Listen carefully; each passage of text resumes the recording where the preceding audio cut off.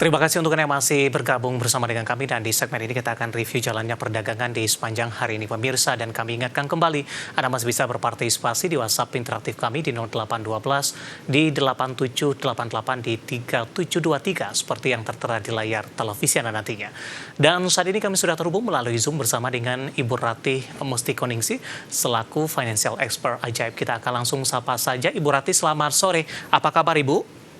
Halo, selamat sore Pak Dev, kabar baik. Terima kasih Bu Ratih sudah meluangkan waktu di IDX Channel. Hari ini indeks harga saham gabungan lebih cenderung bergerak fluktuatif Ibu, terutama di perdagangan sesi pertama, kemudian memasuki perdagangan sesi kedua berbalik ke zona hijau dan penguatan signifikan terjadi jelang penutupan perdagangan di sesi kedua hari ini, dan level 7.600 tampaknya semakin kokoh, bahkan mencoba hari ini mendekati ke level 7.700-an.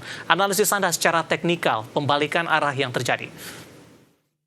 Baik, memang hari ini untuk IHSG sendiri bergerak fluktuatif ya, karena kita lihat tadi pagi koreksi sempat di bawah di atas 0,5%, sejalan juga sama indeks di Asia Pasifik seperti Nikkei dan juga Hang Seng. Hang Seng juga udah mulai berbalik arah ya, walaupun memang hari ini ditutup negatif, tapi tadi sempat turun 1%. Hang Seng juga koreksi di hari ini, tapi IHSG kembali rebound di sesi 2. Jadi mungkin kita bahas dulu kalau misalnya secara teknikal kita melihat memang IHSG ini rally-nya udah cukup panjang. Secara year to date udah naik sekitar 7%-an, hampir 8%. Dan kalau kita hitung dari level lowest-nya di bulan April, itu IHSG sendiri itu udah naik sekitar 30%-an. Jadi kalau dibilang saat ini apakah sudah jenuh jual, sudah jenuh beli? Ya memang kalau secara teknikal sudah jenuh beli ya. Jadi strateginya seperti apa ya? Strategi untuk IHSG kalau misalnya memang ada koreksi harusnya masih bisa di atas 7.500 area resistnya yang sekarang jadi area support dari IHSG yang terdekat.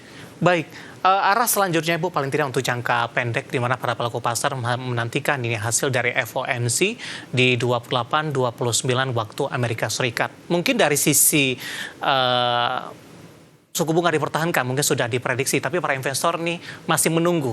Ada peluang tidak pemangkasan suku bunga lanjutan?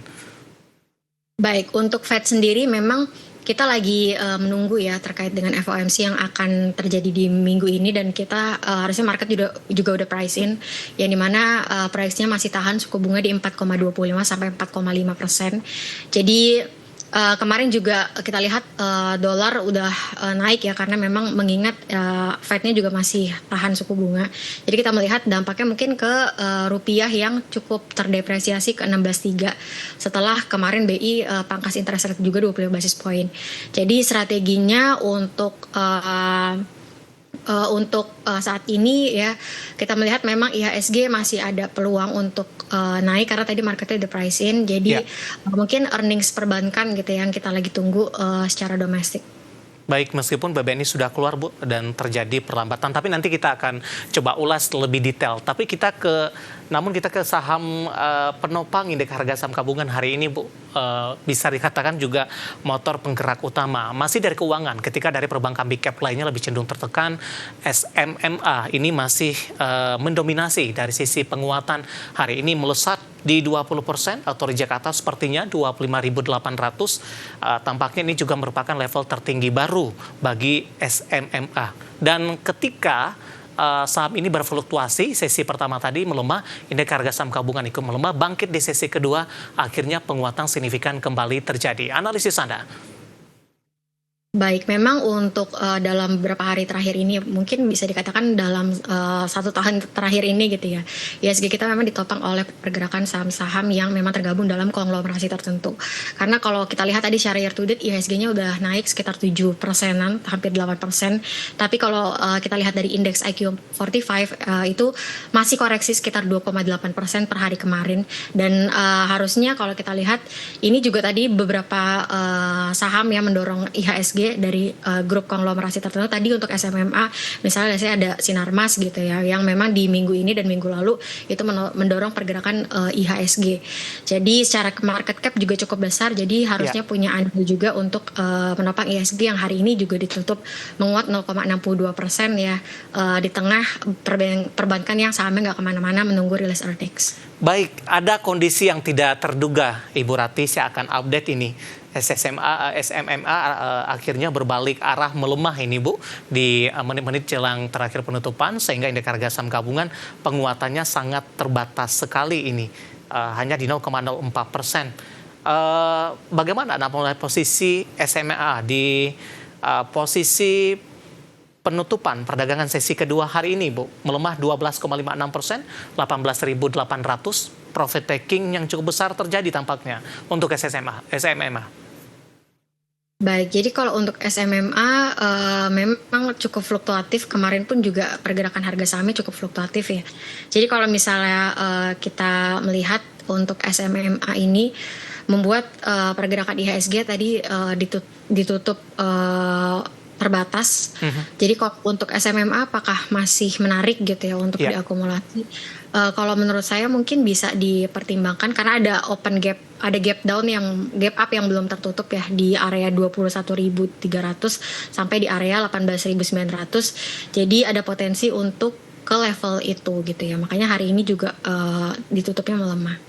Baik, penutupan di 18.800, melemah di 12,56%, dan lagi-lagi di menit-menit terakhir jelang penutupan SMMA tampaknya aksi profit taking besar karena melemah ke 12,56% setelah menyentuh intraday tertinggi di 25.800. Kita beralih ke perbankan lainnya, Ibu. Dorongan saham-saham perbankan big cap beberapa waktu terakhir cukup terbatas. Hari ini tampaknya kembali mengalami pelemahan, dan kebetulan sudah ada penanya masuk menanyakan saham BBRI, Ibu. Analisis untuk BBRI, saya akan coba cek ini.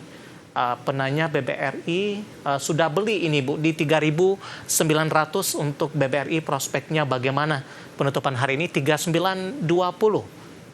Analisis untuk BBRI, Bapak Victor dari Malang. Silakan, Ibu. Baik, untuk BBRI ya, sudah punya tadi ya di area 3.900. Ya. Jadi memang kalau untuk BBRI sahamnya kalau kita lihat secara teknikal memang cenderung sideways cenderung melemah gitu ya. Jadi di 3.900 harusnya masih bisa dapat yield itu sekitaran 8,5%-an, 8,6%-an ya, dengan asumsi laba bersih 5 bulan terakhir dengan dividend payout ratio di tahun lalu.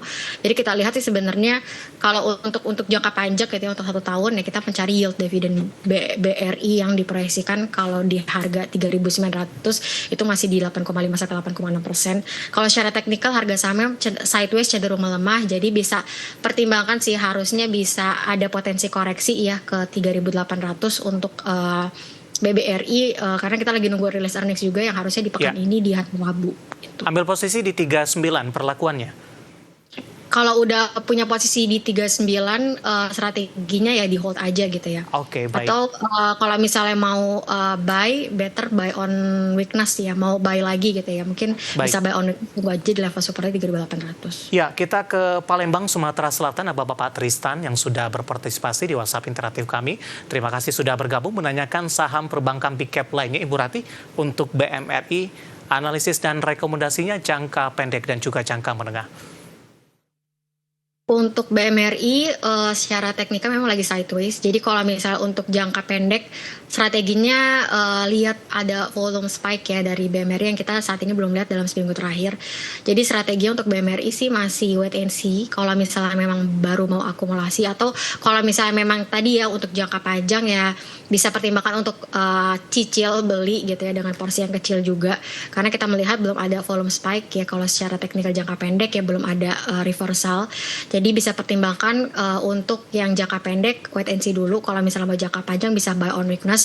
Saat ini ada di level-level supportnya 4.700, 4.600 dengan asumsi dividen yield ya sebesar 10%-an gitu ya, dengan dividen payout ratio sama seperti di tahun buku tahun 2024 dan laba TTM sampai di bulan Mei 2025 ini. Baik, kita akan coba sapa Ibu Lestari dari Jakarta.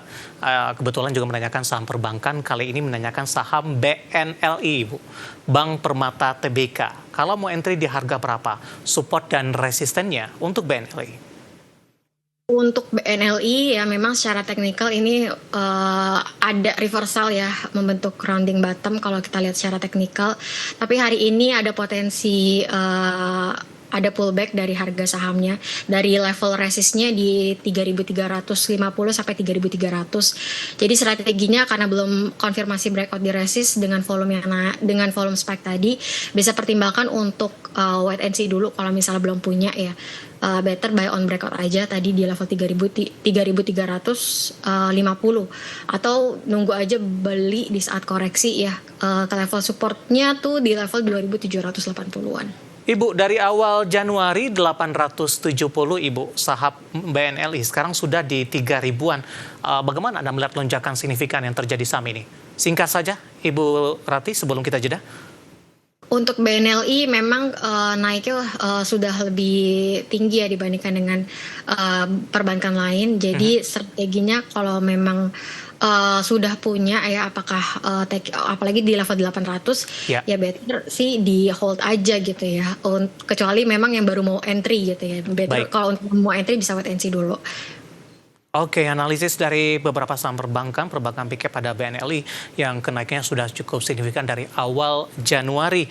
Dan lagi-lagi keputusan investasi tetap ada di tangan pemirsa IDX Channel.